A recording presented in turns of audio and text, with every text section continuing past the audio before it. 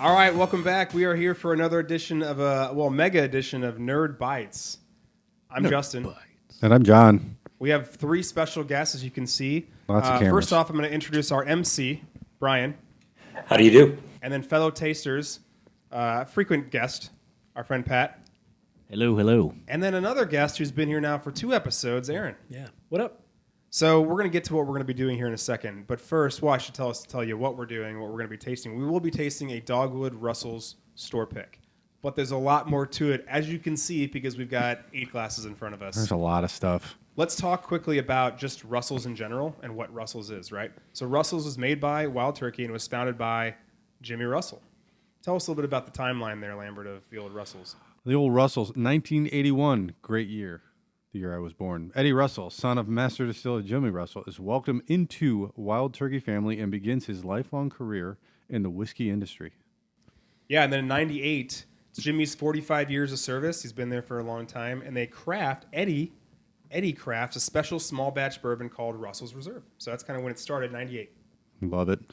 2001, Wild Turkey's Russell's Reserve debuts as a 10-year-old Kentucky straight bourbon bottled at 101 proof.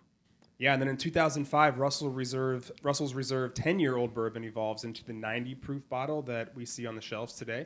And according to the website, it says, this small batch bourbon is a testament to the family's history. In 2007, Eddie creates the Russell's Reserve Rye, a 6-year-old small batch bourbon bottled at 90 proof. Yeah, and in 2010, Eddie joins his father and other whiskey icons when he is inducted into the Kentucky Bourbon Hall of Fame. And then in 2013, Russell's Reserve Single Barrel Bourbon is introduced as a 110 proof, non-chill filtered expression, which you see in front of you right now. Yep. A couple more things happened in 2015. So Eddie earns the distinguished title of Master Distiller, which again his father did as well. And Jimmy and Eddie are the longest tenured father and son duo in the bourbon industry with more than 100 years collective of experience. That's a hell of a lot of years. Yeah. Eddie also releases Russell's Reserve Single Barrel Rye, a 104 proof non-chill filtered bottle, and the first Russell's Reserve vintage whiskey, which is called Russell's Reserve 1998. And then in 2018, the second vintage in the series, Russell's Reserve 2002, a 17-year-old barrel-proof bourbon is launched. I want to track that one down. And then we should actually mention now, I think it was last year, 2021, Russell's Reserve 13, which is going to start turning into an annual release, was launched last year. Yeah, and it's a lot of people put it as one of the best bourbons of the year last year. And it's pretty good. It's pretty good. It sounds like some of those are the Master's Keep, the 17-year. Was the 7? That's what I was thinking. The 17-year-old barrel proof, Yeah. Because they just called it Russell's Reserve 2002, so it wasn't actually a Wild Turkey Master Keep. Oh, interesting. Interesting. Okay. Because Master's Keep is the one they collaborate on every year. Yeah. Right. So a little bit about Jimmy Russell. We should talk about him because he's been pretty important in the Wild Turkey journey for 60 years. First of all, he's the longest tenured active master distiller in the bourbon industry, 60-year whiskey veteran, creator of Rare Breed, Kentucky Spirit, and co-creator of Russell's Reserve.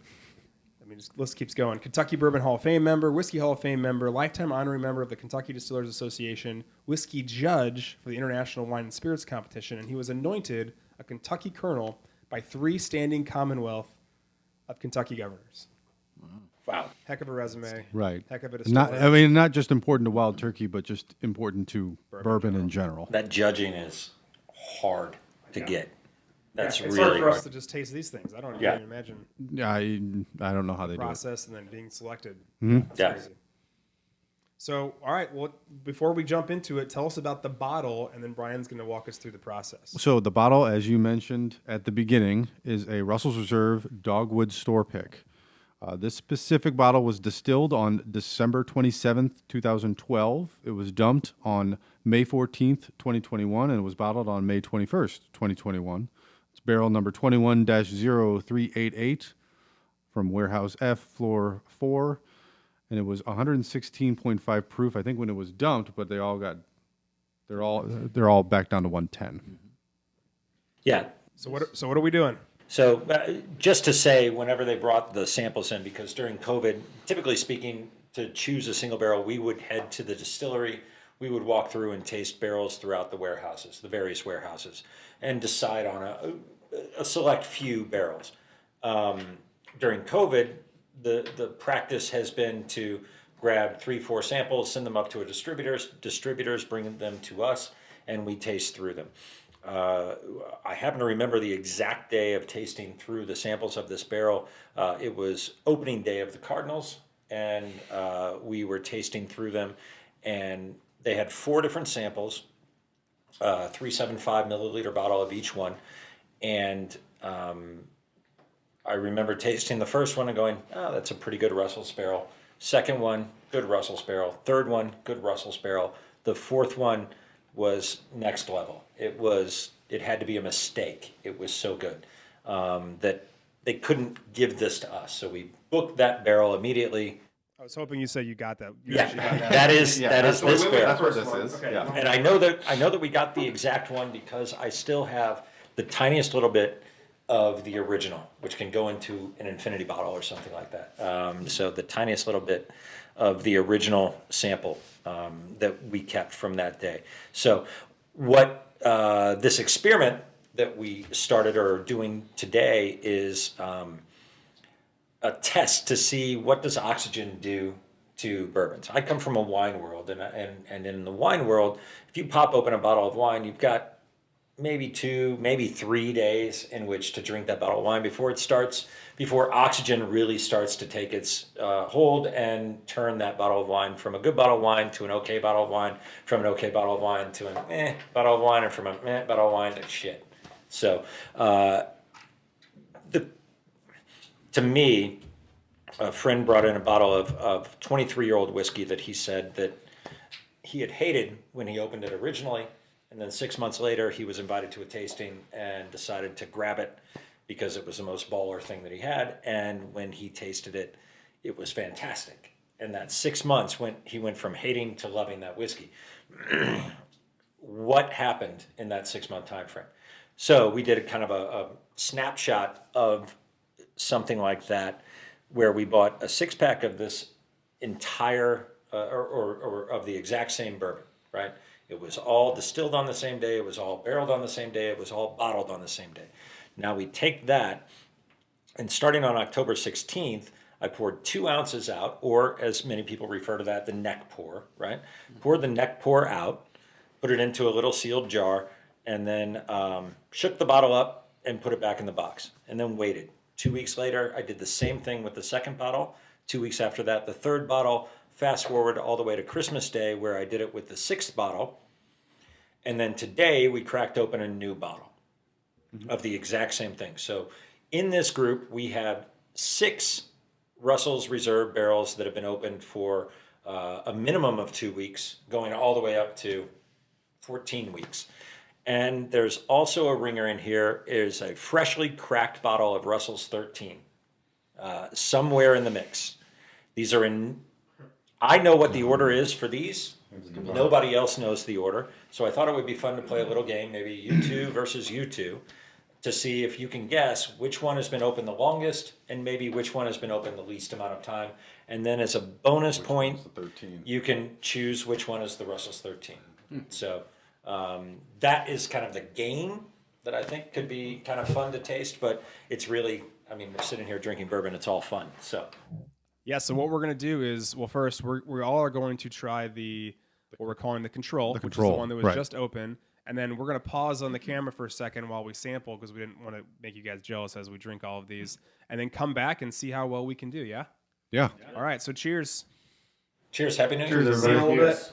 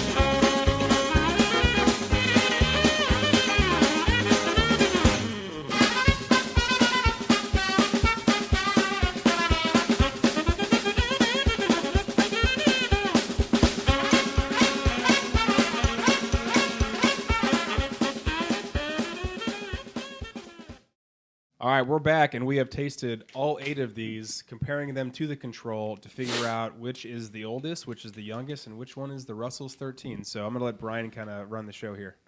So first of all, I'd like to say the general hue of everyone's face is a little bit redder than it was. Rosier. A little more rouge than it was about 20 minutes ago.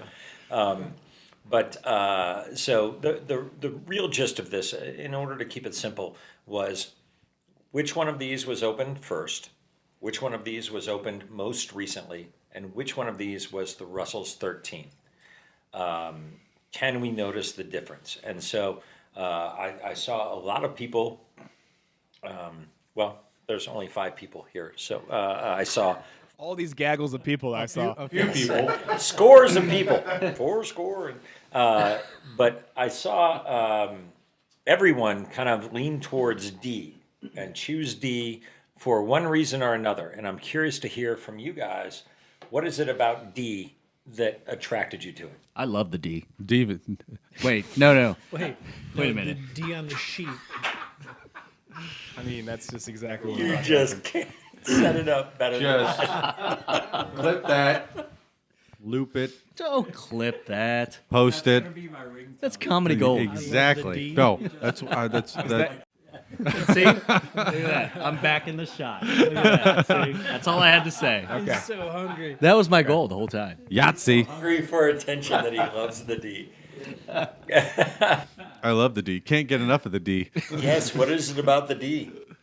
Well, No, we thought that, I mean, all seriousness, we thought that one had the most bold richness of flavor, right? It was like butterscotch right out of the gate. Bam. Yep. Did you guys make a conclusion or come to a conclusion or venture a conclusion as a 13? How about Team A over here? As did Yeah. we. Yep. There's a good reason that you both did that. Nuh-uh. D is the 13. It's amazing. It's fantastic. It's really good. Yeah. Yep. Surprisingly enough, so mine had a very strong Bordeaux, almost like a barnyard.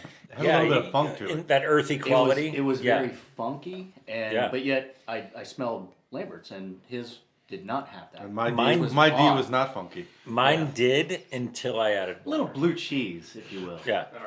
But until I added water. No, mine- I'm serious. With Yeah, mine had that until I funk. added the water to it. Okay. And then once I added the water, it was Yeah. beautiful. Yep. Yeah, no, that's a really, really good bottle of bourbon. Fantastic. All right. So I'll Fred start Minnick's with you guys. number 1. I'll start with you guys for the next question. Which one do you think was opened most recently? Most recently. B. No, E. E. E. And for you guys? We said G. G. Most recently. Okay, yeah. Okay. Yeah, that's a good guess. You're both wrong. Of course we are. Is it B?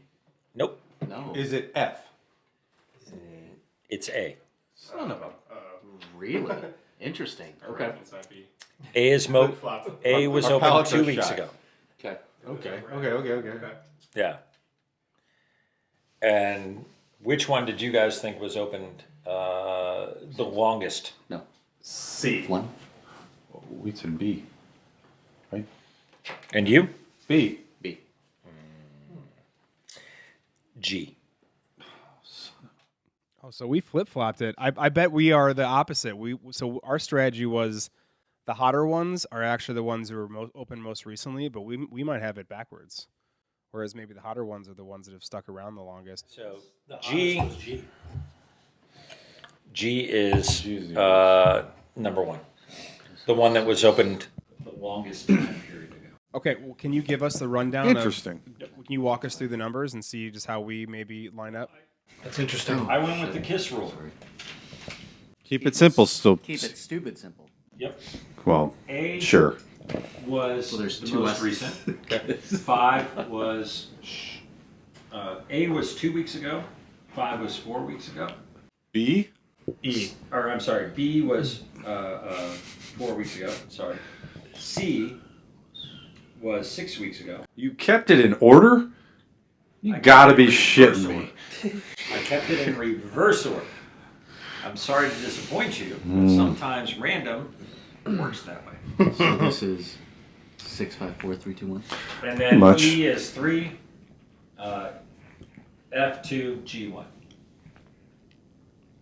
So what are your thoughts since you have him over there? So if you look at ours, so it was 6, 5, 4, 3, 2, 1 was essentially the order, and our grouping was right. So we had ABC. We actually had 4, 6, 5, and then on this side we had 1, 2, 3 instead of 3, 2, 1. So like our groupings were right where we kind of grouped them together, but our order was obviously Was way there wrong. something you were basing it on? Like we were basing it on heat. A little, yeah. So these two, E and F, at least as far as I was concerned, F had the longest finish, and then when I sampled E and then I immediately sampled the control, that's what I thought was the closest one. So that's why E was the one that we thought was closest to the control because it had a similar finish and a similar heat, and it just tasted Of similar. those 3, it is. Yeah. For me, as far as nose and aroma, it was very difficult to discern between all of them. But when I started tasting it, it was more of the intensity. It was less intense, with the older ones for some reason for me. The heat that you guys were talking about, yeah. Yeah, Yeah, that's what gave it away for me. ours are pretty random. We were all over the place a little bit. Well, first of all 4 of you recognize the quality of the 13, and I think that's really important, right? Sure. I mean, all 4 of you. So from novice to expert, everybody can recognize that D, 13, is a superior whiskey. It stands out among the crowd, and this is a really good barrel of Russells. So Yes. it's your ability to hone in on that being the 13 says a lot about that 13 and your skill levels, right? Yeah. That wait a minute, no, it doesn't matter Regardless of skill how level. much you taste whiskey. A good whiskey will stand out, and I think that's an important thing to say. Do you think we're kind of splitting hairs between the other 6? Do you think that they are so similar? My theory is now I found G to be vastly different from A, and if you taste them right Yes. next to each other, they are 2 ends of the spectrum. Yep. No, we were pretty much. But when you go one by one, it's like the birds that migrate in Canada, right? If you were to separate Canada into 5 zones, right? A, B, C, D from right to left. A, B, C, D, E. Birds from A can mate with birds from B. Birds from B can mate with birds from C, but birds from A can't mate with birds from C. Sure. And, some deep shit right there. and so, That's some deep shit, Shane. Some Yeah. deep shit. yeah, oh, you betcha. But what I'm saying is that when we taste them in a row, right? If you were to jump back and forth, you may have noticed more difference. But it's the human nature, the human condition that tells us to go in order. And if we had tasted them out of order in a different way, maybe we would have. And that's what I did. Tasted I different actually things. randomized it because Right. of that, because I didn't want. I was trying to take the bias out of it. Right. So Yeah, it's a smart way to look at it. Yeah. So I know you were mentioning earlier when we were off the air as far as how we could replicate this, but maybe how we would change the version of it if we did this again. What do you think we should do? Because I think, like you said, I think that one stood out for sure. The 13. I'm definitely going to go back and play around with A and G and see how big of a difference it is. But I think we can agree probably that it wasn't a big enough difference for us to be like, we don't really know what's going on. My initial hypothesis would be that 2 weeks is not a long enough period of time in between opening the bottles. I'm not pouring the entire bottle out and then pouring it back in. I'm not exposing every molecule to fresh oxygen. I'm pouring 2 ounces out, putting the cork back in and shaking the bottle up, and then putting it back in the box. So there's different ways of looking at it. Do I change the method or do we change the time? If we change the method, then it would make sense to pour it completely out into one other container and then pour it back into that same container, put the cork back in it, and wait. If I'm changing the time frame, then I do the same thing, pour 2 ounces out, shake it up. I do that, do one in January, one in March, one in May, one in July, one in September, one in November. So it's interesting you mentioned that, is that, as far as those factors, there's a lot of variables when it comes to that, because, with living here in the Midwest, we have a lot of fluctuating temperatures, for example, right?